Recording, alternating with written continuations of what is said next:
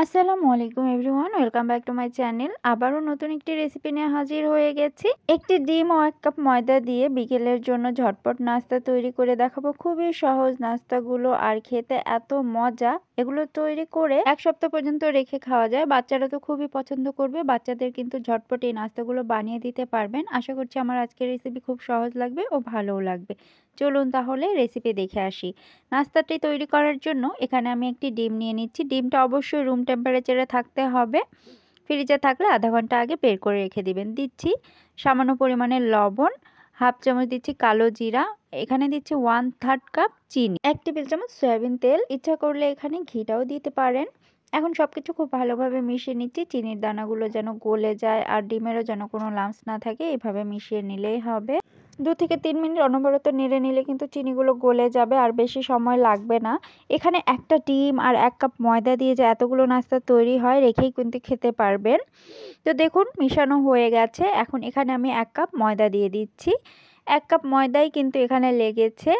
আপনাদের যদি মনে হয় যে এটা একটু শুকনো আছে, তাহলে আপনারা একটু পানি দিতে পারেন। আর যদি মনে হয় যে একটু নরম আছে, তাহলে একটু ময়দা বাড়িয়ে দিতে পারেন। তবে আমার ক্ষেত্রে এখানে 1 কাপ ময়দাই লেগেছে। প্রথম অবস্থায় খুবই আঠা আঠা মনে হবে, যেহেতু ডিম দেওয়া আছে এখানে। একটু মেখে নিলেই কিন্তু মিশ্রণটা অনেক সফট হয়ে যাবে। আর এই মিশ্রণটা কিন্তু খুব বেশি হার্ড বা খুব বেশি নরম হবে না, একদম সফট একটা ডো তৈরি হবে। দেখুন, তো আমি মেখে নিতে নিতে সফট একটা ডো তৈরি করে ফেলেছি। এখন এ পর্যায়ে এসে আমার কাছে ডোটা আঠা আঠা লাগছে, তো আমি সামান্য ময়দা ছিটিয়ে দিয়ে উপর থেকে কিন্তু বেলে নিব। তো আমি পুরো ডোটাই একবারে বেলে নিব বড় একটা পিঁড়িতে। আপনারা যদি চান দুভাগ করেও বেলে নিতে পারেন। তো দেখুন, বড় লেচিটা আমি বড় একটা পিঁড়িতে দিয়ে বেলে নিচ্ছি। আর এর পুরুত্বটা খুব বেশি মোটা বা খুব বেশি পাতলা হবে না, আমি দেখিয়ে দিচ্ছি। যেহেতু এখানে ডিম দেওয়া আছে, পাতলা করে কেটে নিলেই কিন্তু এটা বানানোর পরে অনেকটাই ফুলে যাবে। এটা এত তাড়াতাড়ি বেলে নেওয়া যাচ্ছে, আসলে ময়দার এই ডোটা কিন্তু অনেক সফট হয়েছে। তো দেখুন বেলে নেওয়া হয়ে গেছে। এখন আমি পুরুত্বটা দেখিয়ে দিচ্ছি। ঠিক এরকম রেখেছি। এটা কিন্তু ফুলের ডাবল থেকে 3 ডাবল হয়ে যাবে। এখন আমি এটা একটা গ্লাস দিয়ে কেটে নিচ্ছি। আপনারা চাইলে কুকি কাটার দিয়েও এগুলো ডিজাইন করে কেটে নিতে পারেন। তো আমি এই স্টিলের গ্লাসটা দিয়েই কেটে নিচ্ছি। এখানে আপনারা বয়ামের ঢাকনাটাও ব্যবহার করতে পারেন। প্রথমে গোল করে কেটে দিয়ে এরপর ওর উপর থেকে আবারও কেটে নিয়ে এভাবে হাফ মুনের মতো করে কেটে নিচ্ছি। ঠিক যেন বাঁকা অর্ধেক চাঁদ, তাই না? তো দেখুন এভাবে করেই সবগুলো কেটে নিচ্ছি। সত্যি কথা কি, এই নাস্তাগুলো বানাতে আমার খুবই সহজ লেগেছে। আর এগুলো বানানোর পর মনে হচ্ছে যে এগুলো বানালেই পড়তা হবে। সবার খেয়ে মন ভরে যায়।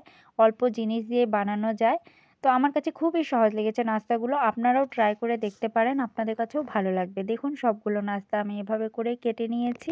এগুলোকে এখন ফ্রাই করে নিব। ফ্রাই করে নেওয়ার জন্য একটি কড়াইয়ে পর্যাপ্ত পরিমাণে তেল দিয়েছি। তেলটা অবশ্যই প্রথমে হাই করে নিতে হবে। যখন ভালো মতো গরম হয়ে যাবে, চুলার আঁচটা মিডিয়ামে রেখে নাস্তাগুলো ভেজে নিতে হবে। একে একে সবগুলো নাস্তা আমি তেলের মধ্যে দিয়ে দিচ্ছি। দেখুন আস্তে আস্তে কালারটাও চেঞ্জ হয়ে এসেছে আর এগুলো ফুলতেও শুরু করেছে। তো খুব বেশি রাখা যাবে না, 1 মিনিটের মতো হলে এগুলো উল্টাপাল্টা করে দিতে হবে। আর অনবরত নেড়ে চেড়ে সুন্দর একটা কালার আসা পর্যন্ত এগুলো ফ্রাই করে নিতে হবে। আর এগুলো ভাজতে কিন্তু খুব বেশি সময় লাগে না, যেহেতু মিডিয়াম আঁচে ভেজে নিয়েছি। ভাজতে 2 থেকে 3 মিনিট হলেই হয়ে যাবে। তো দেখুন আমার হাফ মুনগুলো খুব সুন্দর করে ভাজা হয়ে গেছে, খুব সুন্দর কালারও চলে এসেছে। এগুলোকে এখন তেল ঝরিয়ে নামিয়ে নিব। এগুলো যখন নামিয়ে নিচ্ছিলাম খুব গরম ছিল, তখন কিন্তু এগুলো খুব নরমও ছিল। আর কিছুক্ষণ পরে এগুলো কিন্তু কুড়মুড়ে হয়ে যায়। একইভাবে আমি সবগুলো নাস্তা ভেজে নিচ্ছি। দেখুন আমি আবারও এগুলো এক ব্যাচ দিয়ে দিয়েছি। তো প্রিয় দর্শক, আমার রেসিপি ভালো লাগলে চ্যানেলটা অবশ্যই সাবস্ক্রাইব করে দিবেন। পরবর্তী ভিডিও পাওয়ার জন্য বেল আইকনটিতে ক্লিক করে রাখবেন। তো দেখুন নাস্তাগুলো আমি নামিয়ে নিয়েছি। অনেকগুলো নাস্তা হয়েছে। এখন এখান থেকে আমি একটি নাস্তা আপনাদেরকে ভেঙে দেখাচ্ছি। ভিতরটা দেখুন আর এর পুরুত্বটা দেখুন কত মোটা হয়েছে। কেটেছিলাম তখনও কিন্তু দেখিয়ে দিয়েছি যে আমি কতটুক চিকন কেটেছি। আর ফুলে দেখুন কত মোটা হয়ে গেছে। এটা ভেঙে দেখাচ্ছি, দেখলেই বুঝতে পারবেন কত পারফেক্ট একটা নাস্তা। অনেক মজার ছিল। তো বাসায় অবশ্যই ট্রাই করে দেখবেন। আর কেমন হয়েছিল আমাকে কমেন্টে জানাতে ভুলবেন না। তো আজকের মতো এখানেই বিদায় নিচ্ছি। পরবর্তীতে নতুন কোনো রেসিপি নিয়ে আবারও হাজির হয়ে যাব। সে পর্যন্ত সবাই ভালো থাকবেন, সুস্থ থাকবেন এই কামনায় শেষ করছি। আল্লাহ হাফিজ।